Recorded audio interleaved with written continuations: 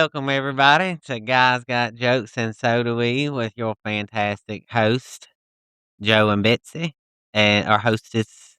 Host, is that a plural word? Hostesses. Hostesses. That's a girl though, right? Hostess. No, hostess would be a girl. Hostess. I don't know. That don't matter. So yeah, we're all together tonight, and we back in here. We've been doing our recordings on Saturdays in the morning, which has been really good. But if you live anywhere in the United States of America right now, you know how cold it's been this last week. And we had planned to record the Saturday of, we'll call her Fern, which was the winter storm that came through here. And we just never had time to do it, right? Obviously. Obviously. Like, we lost power that night. We know we had it a lot less worse than a lot of other people that went without power for 7 or 8 days in our little Monroe community here. It has been wild. Wow. Wow. Wow. Thankful for Micah down the street who was prepping. Is probably really on Haley more of, "We gotta get a generator, we gotta get a generator." Me and Betsy were like, "Oh, Jesus, take the wheel. It'll be fine. Like, we'll be good." Let me tell you what. I was thankful for that generator when we was hanging out with them on Monday and Tuesday. That's all right. Yeah. So, and then through all that too, what we wanted to come on, it's so funny to me the way the Lord works because I told you I got like a little board in my office and I've been writing like episode ideas. So again, if you got any ideas, you can always let us know. But like I had wrote this one a couple of weeks ago and it was just called time management. And the reason I think that's so important is because sometimes terrible at it, managing time. But I think this episode comes at a really good time because we just spent a lot of time together as a family over this last week and a half. We're calling it the Christmas break that never ends, right? Never ends. It never ends. Like, I think since January, bless those teachers and the schools, but I think the kids have been out of school more than they've been in school. It's just been crazy. It's been crazy. So I say that in saying we got to spend a lot of time together. So, Betsy, how did we manage that time together? I mean, I'm living on a wing and a prayer. If anybody was at the car wash yesterday about 2 o'clock and saw a black expedition looking like it's gonna slam through the dumpster, that was me with my glorious children, as had the bright idea to take everybody to the car wash after their dentist appointment, and that backfired real quick as they trampled dirt in and out of the car as I sat there and vacuumed. So I said, "Screw this," and we left, and I let them know how I feel. It was not pretty by So any you need means. to repent.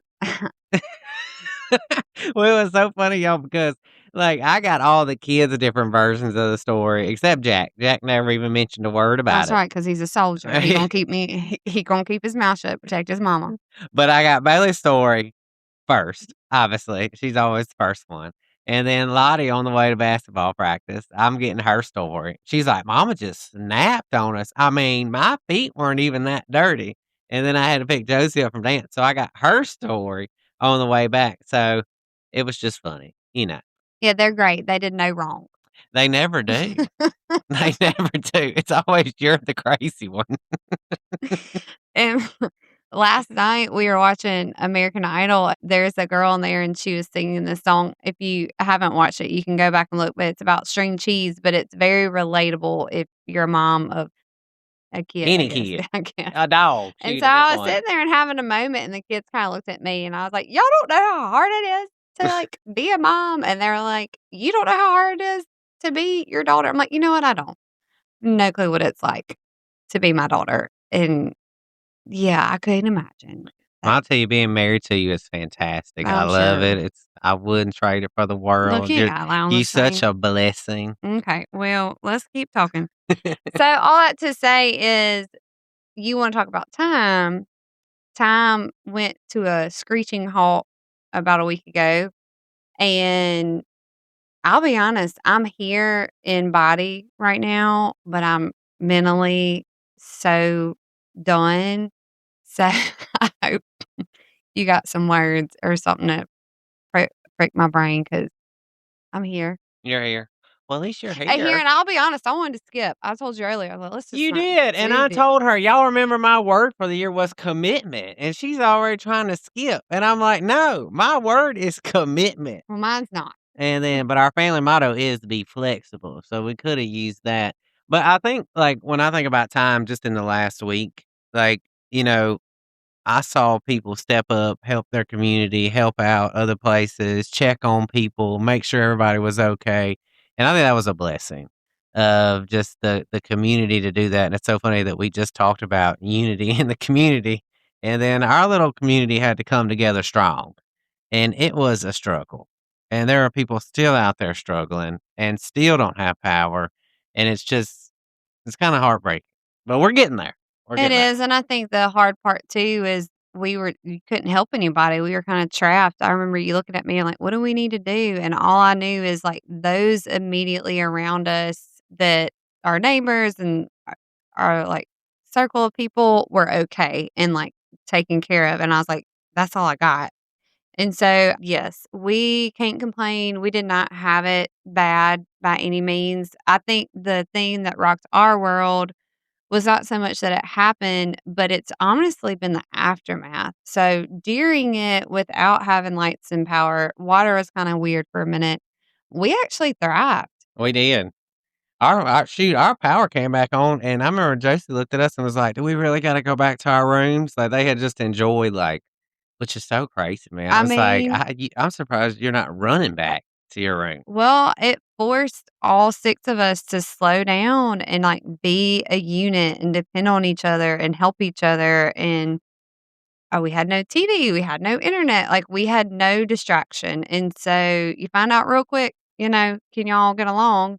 And for the most part, everything went smooth. Everything came unhinged for us, or for me, maybe not you, when the power came back on, when the That's when internet I came got back on, wild. That's when I got wild. and then school having to cancel and, day 5,000 of Christmas break on top of work came back and life came back in the middle of them still being out, and that, I think, was what my breaking point was yesterday, and I think I was sitting today and I was reflecting on I know you kinda wanna talk about this. I'm like, "Alright, Lord, here you go, using me as an example again. You wanna talk about time, you wanna talk about how to use your time well, and I've been given abundance of time, and I feel like I've wasted it."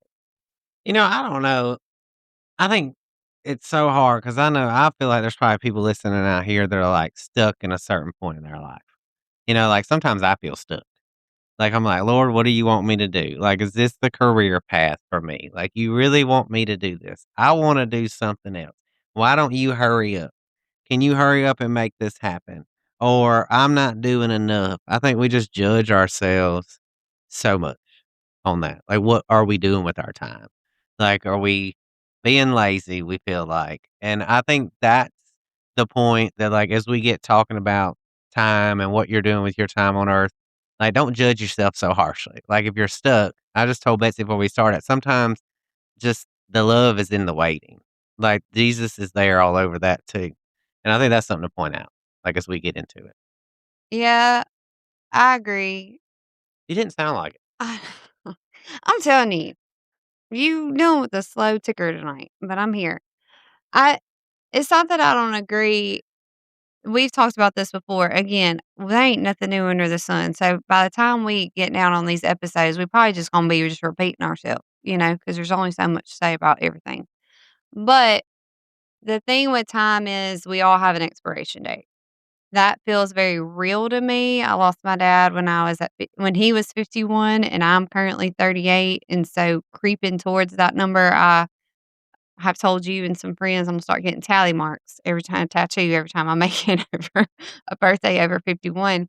So, like, and I've talked about that story on here. So the reality that life is, like you say, but a vapor and fleeting is very real, and being a parent is one of those things that really puts it into perspective because the days are long and the years are short. Mhm. And I don't want to get to the end of all this and have wasted it. And the thing that really struck me is, Bill died.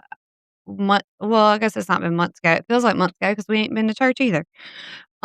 Talks about the vine and the branches, and he was talking about when a vine is not fruitful, like, it's cut off and thrown into the fire, and so it made me think, I'm like, "Okay, Lord, like, you've given me this gift of my children, you've given me the gift of my husband, and if I'm not dependent on you to bear fruit in these relationships for others, not for myself, then I don't want this fruitless thing in my life, which is my relationships with my kids, to be tossed out and thrown into the pile, if that makes sense. Not that I would still be their mom and that type of thing, but a relationship severed because of my inability to stay dependent on Jesus as I walk through the resource of my time with them. Does that make sense? Yeah, so you just say everything so much more eloquently, even when you're going off of, like, no brain power. It's just impressive to me. So, somebody called me the other day and they said, "Look, we love listening to y'all too, but when Betsy starts to talk, I turn the radio up Oh my so gosh. I can Okay. hear or turn the volume up." But, like, when I think about, like, what are you doing with your time on earth, I know, like, this section of the Bible just pops for me. Like, and it's in Matthew chapter 25, and it's called the parable of the talents. And if you a good Southern Baptist using the NIV, it's called Jesus tells the parable of the loaned money. And I think the reason why I like this parable so much is because I like money, number one, like working at a bank, and I've always worked at banks. So I think that's good. I think it's a really good lesson on finances too, because it's saying put your money somewhere where at least makes a little bit of interest. So if you got some mattress money, like you can put it in a bank, let it make some money. But the one thing I get out of the parable is when he talks about time a lot. Like, what are you doing with the time? So it's Matthew chapter 25 and it's 14 through 30. I'm going to encourage you to go read it. You may have heard it before, but you need a good refresher. But one thing that happens in these sets of verses is the master at the time when Jesus is telling this story, he gives them each like a certain amount of money. So he gives one person 5, one person 3, and one person 1. And the reason why I say it's about time because it says in verse 19, it says, "After a long time, the master of those servants returned and settled accounts with them." And it just so much reminds me of the Lord. Like the Lord gives you talents to use here on earth. What are you doing with them? Are you going to be the person that doubles it, what he gives you? Are you going to be the person that goes out there with the gifts? Like all of us have certain gifts that we're given. Some of us are good, like orators, as you would be. That's a big word, by the way. And What some did you s orator, isn't that the speaking people? Okay, Yeah, like you know how you sound good. okay. Okay. And then some people are good with spreadsheets. Some people are good. Like, what are you doing to like grow the kingdom? In my opinion. And so, like during this story, two maximize it, and one servant takes the gift he's given and just buries it in the backyard, pretty much, and doesn't pick it up. And when he comes back, he says, "Hey, I still got the gift you gave me." And pretty much the master says, you know, "Get out. I don't want to see you. You didn't do anything with the gift I gave you in the time I've given it to you." Does that make sense? No, I loved how you pointed out that after a long time, he came back. I think that's what initially pricked your brain to even talk about time, meaning, yes, the master gave obviously these talents based on their ability to handle what had been given wisely, right? And so obviously he knew the one wasn't going to do much with it, and he only got the one, and that's all he got. Mhm. But the others were able, like you said, to maximize it. But after a long time, I don't know what a long time is, but Mhm. we can insert a lifetime. We've all been given certain things that God has entrusted us uniquely with for His glory. I think the problem that I'm having, and this is just me, not you, is that we live very much in America. And so knowing all your life that you're taught to like go get your education, go get a job, like climb the ladder, do these things, work, retire, and then go live easy or whatever. Like that's this hamster wheel that we're on.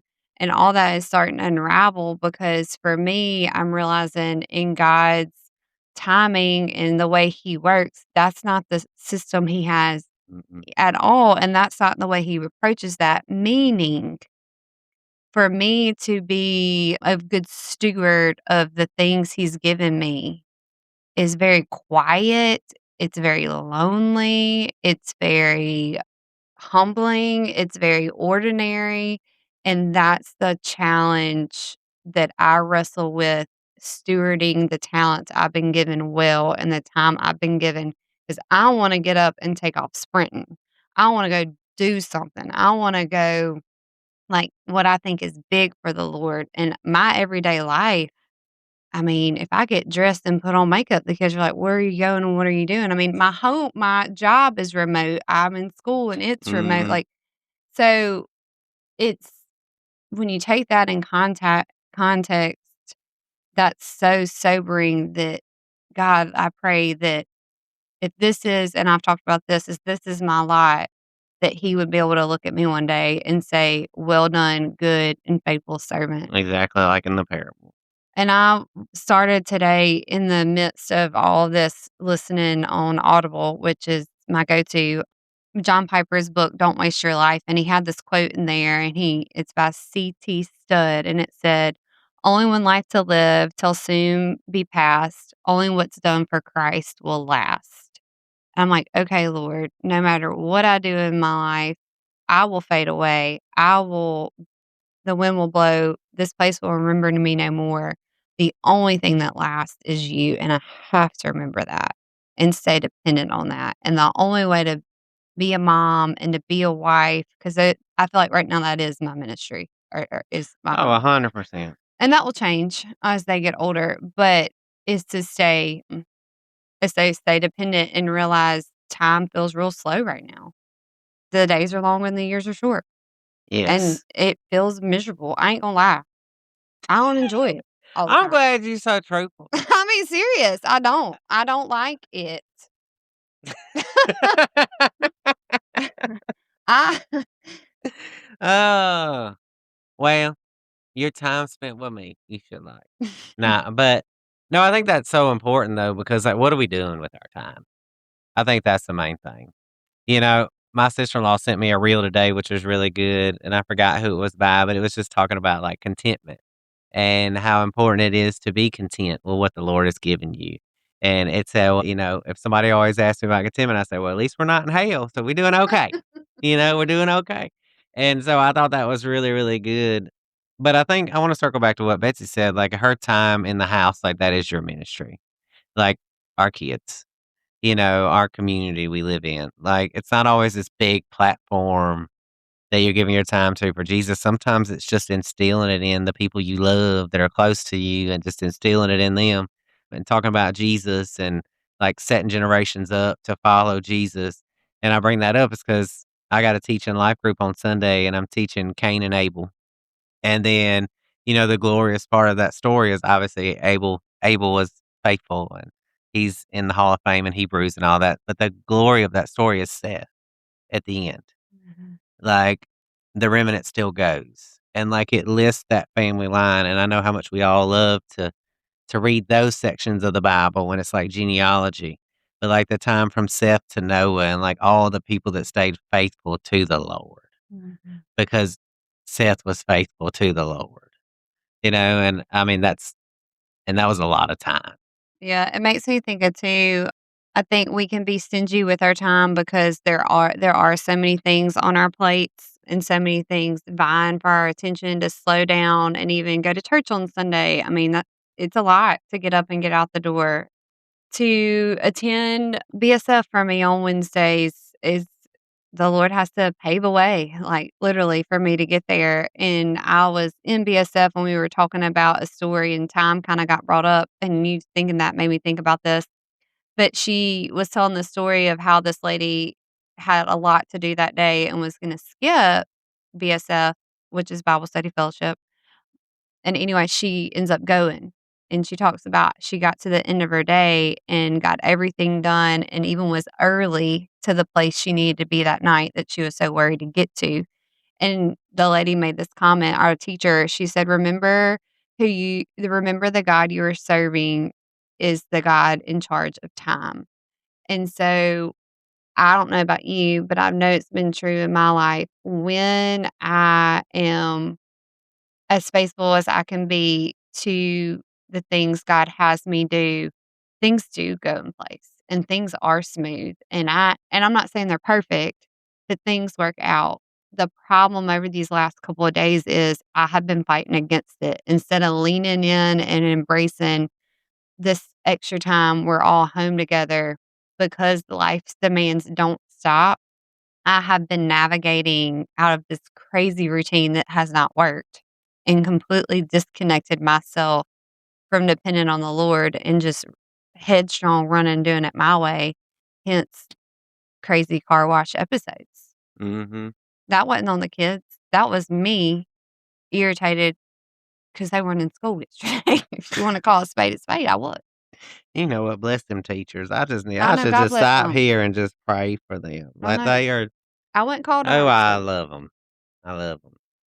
But I think that's a really good point. So, like, as we start to, like, wrap this up and just talk about time in general, I always tell myself, and I'll tell you this too, like, your kids are watching if you got kids. Like, what are you doing with your time? Like, what's important with your time? Like, I always say that, like, I always say on Sunday mornings, it's important to be in church somewhere. Like, that's what you doing at that time. And I think that's important to instill in your kids too as well. But don't you think? Yeah, I was just gonna Go say ahead. in closing, I guess I wasn't wrapping it up good enough. no, you're fine. I think that if we all will get real honest with ourselves and just think back over the last 24 hours or even over the last week, we have time in our day Mhm. to seek the Lord and do this life with Him. But if we're real honest and we'll inventory how we spend our time, I think it may surprise us. 100%. Yes. I know it would surprise me because I'm that guy that's like, I'll read that part of the Bible later today. So I'm trying to go through I'm doing the Bible in a year again. It's like the 3rd time I've done it, but I'm doing a different one where you just read the section of the Bible. Like, there is no commentary. You just l and I'm lazy. I let the Bible app read to me, honestly. But I got time to do everything. I got time to go to the gym. I got time to work on this. I got time to scroll Facebook, and I could count on I need my hands and toes for this one, but the amount of times I've waited till, like, 9 o'clock at night and be like, "Oh, I forgot to do that today." Which is crazy to me because that should be the most important thing that I do all day long is read his word, and it's always the last thing that I remember to do. Yeah, it just makes the gospel, the grace that's in the gospel of Christ so much more richer when you understand that it's like He's holding us up.